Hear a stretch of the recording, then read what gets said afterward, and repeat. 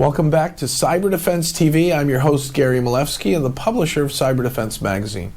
I have a very special guest today in the hot seat. This is Ray Potter, the CEO of SafeLogic. This is one of my favorite companies because he does something we all need. Ray, tell us what you do. So our company focuses specifically on encryption. We provide encryption libraries with a focus on compliance. So our customers are typically looking to sell into heavily regulated environments like federal and healthcare, and they need very specialized encryption that meets certain compliance check marks and specific needs of their end users. So you're deploying a library or a toolkit so that others can enhance their product or solution to have a strong level of encryption. That's exactly right. Encryption is very hard. You know, it's hard to get right, hard to manage, hard to maintain.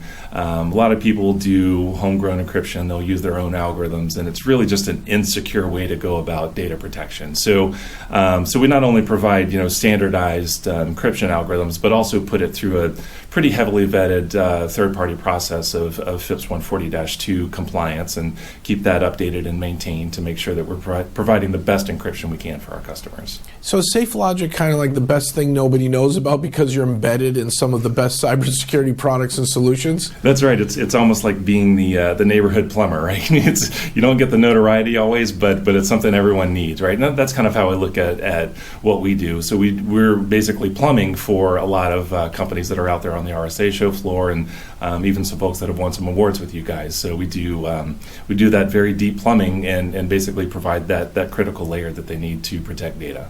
Now, there's been a strong debate in America with issues about cyber crime, cyber terrorism, hackers, securing cell phones, all this kind of stuff. Some government agencies say we need backdoors to all the encryption. Others say we don't.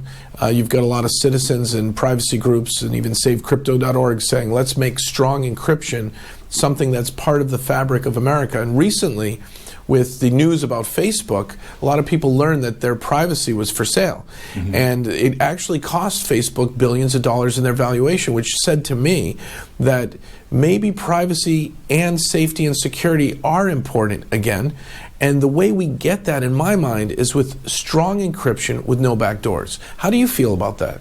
Absolutely agree, and I definitely agree that encryption is cool again, right? And I don't know if it was Snowden, I don't know if it was just a combination of all the public breaches that have come up, but now it seems like everyone's excited about the plumbing of encryption again, which is of course good for us.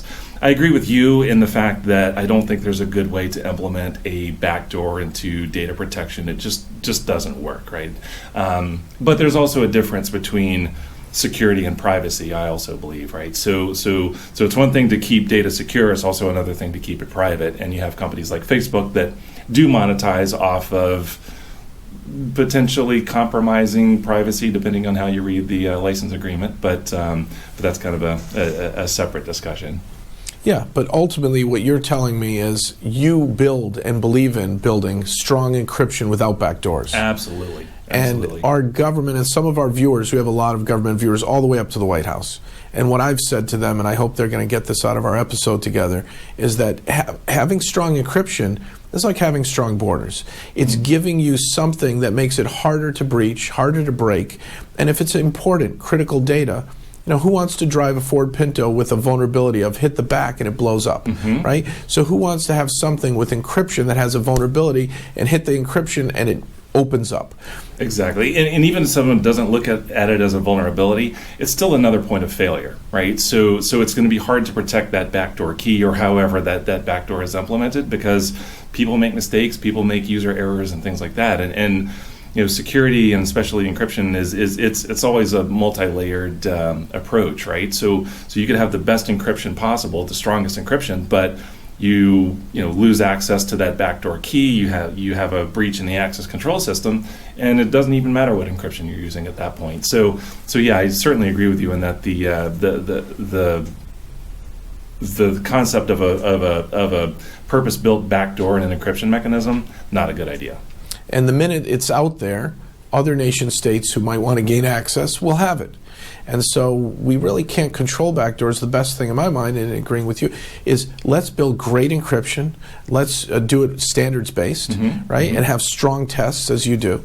And how quickly can we deploy SafeLogic in our platforms? If I'm building some hot new whiz-bang cybersecurity platform or new e-commerce system, and I really want to encrypt that data and protect customer records and comply with PCI, how quickly can I get your libraries embedded into my environment? So the process is pretty quick, right? I mean, we've got a pretty streamlined, support and development and integration process.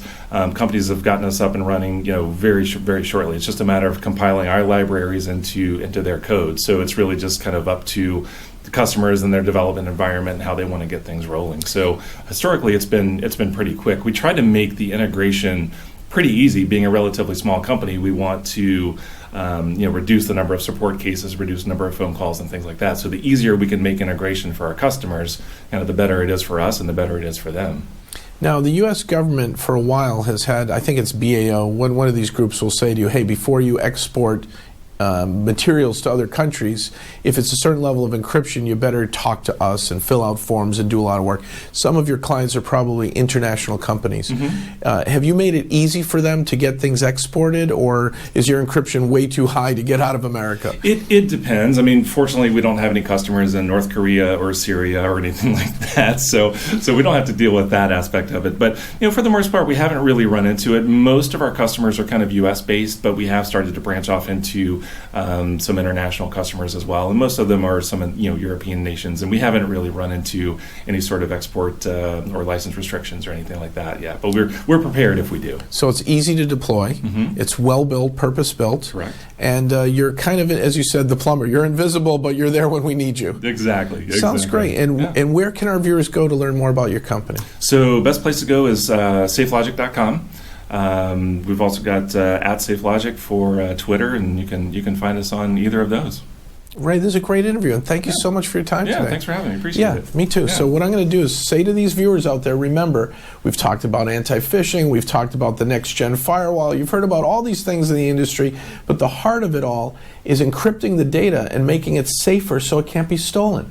And you've learned about SafeLogic, and you've learned that there is a library out there that will allow you to do that. And if you need a library to encrypt your material and protect your data, go to SafeLogic.com. Stay tuned again next time for a Cyber Defense TV episode. Thank you so much.